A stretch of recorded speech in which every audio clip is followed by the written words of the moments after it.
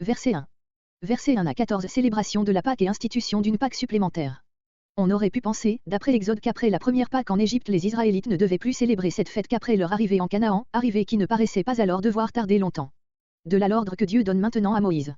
Il est possible que ce récit ait été placé ici à cause de l'ordonnance relative à la Pâque supplémentaire donnée versets 6 et suivants au sujet de ceux qui ne purent la célébrer qu'un mois plus tard.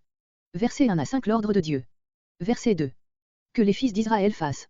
La forme un peu insolite du verbe hébreu semblerait indiquer que ces mots faisaient suite à d'autres et que, par conséquent, nous n'avons ici qu'un fragment d'un plus long discours. Verset 3. Selon tous les statuts, tout le rituel ordonné Exode 12. Le texte ne dit pas si l'agneau pascal fut encore immolé dans les tentes ou déjà devant l'autel du sanctuaire. Il est probable que l'on ne célébra pas d'autres Pâques jusqu'à la fin du voyage dans le désert, puisque la circoncision elle-même fut négligée, Josué 5.5, comparé à Amos 5.25. La Pâque racontée Josué 5.10 fut immédiatement précédée de la circoncision de tout le peuple. Verset 6. Versets 6 à 12. L'autorisation de renvoi. À cause d'un cadavre. Ceci suppose que ces hommes savaient que le contact d'un cadavre empêchait de manger l'agneau pascal. Cela résultait de Lévitique 7.21, la loi plus spéciale n'est rapportée que tard, Nombre 19. Verset 7. Pourquoi serions-nous privés? Cette souillure causée par le contact inattendu d'un cadavre ou par l'accomplissement d'un devoir de famille n'avait rien de coupable, on comprend que ces hommes se plaignissent d'être exclus pour ce motif du droit de présenter leurs offrandes à l'Éternel. Cette réclamation prouve qu'il envisageait l'obligation de célébrer la Pâque non comme une charge mais comme un privilège. Verset 10. En voyage au loin. Cette loi ne dit rien des autres souillures qui pouvaient empêcher de célébrer la Pâque, elle se borne à ajouter au cas de souillure pour un cadavre l'empêchement résultant d'un voyage lointain, d'où il était impossible de revenir à temps au sanctuaire central, Deutéronome 16.2. Verset 11. C'est au second mois. La Pâque sera célébrée par ces personnes un mois plus tard, exactement d'après le même rituel. Comparé 2 Chroniques 30.13. Des pains sans levain.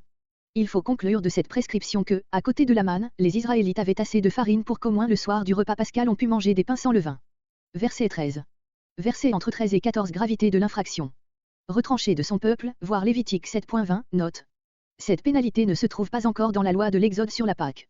Il fallait éviter que l'exception prévue dans les versets précédents favorisât la négligence. Verset 14. Si un étranger, il devra auparavant se faire circoncire, Exode 12.48. Une seule loi, voir Exode 12.49, note.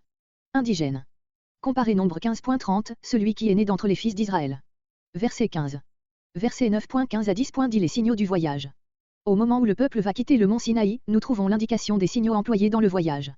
C'était la nuée, qui, en s'élevant ou s'abaissant, faisait savoir quand le camp devait être levé ou dressé, versets 15 à 23, puis c'était le son des trompettes, par lequel l'assemblée était convoquée, Nombre 10.10.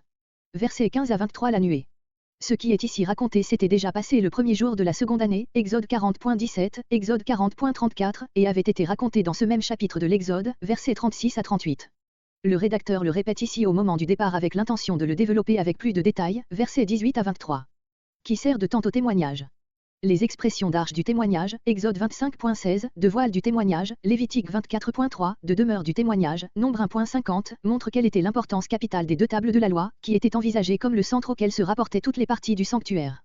C'est ce qui explique l'expression étrange de notre verset, que nous avons cru rendre exactement en disant, la demeure servant de tente, et comme d'abri, au témoignage. Comme un feu. La nuée, sans être un feu, en avait l'éclat. Verset 16. Continuellement. Pendant tout le voyage. Verset 17. La nuée indiquait donc le moment du départ et de l'arrivée, la direction à suivre et le lieu de chaque station. Verset 18. Au signal, littéralement, sur la bouche. Quand la nuée se mettait en mouvement, c'était comme un ordre sortant de la bouche de Dieu. Verset 19. Verset 19 à 22. Cette longue énumération, longtemps, ce qui peut s'étendre à des années entières, peu de jours, verset 20, une nuit, un jour et une nuit, verset 21, 2 jours ou un mois, etc. Verset 22, a pour but de montrer avec quelle exactitude les Israélites avaient à suivre, sans consulter leur convenance, les ordres de l'Éternel dans leur marche. Verset 23. Transmis par Moïse. Nous ne trouvons nulle part l'ordre auquel il est ici fait allusion et par lequel Moïse avait fait connaître aux Israélites les signaux donnés par la nuée.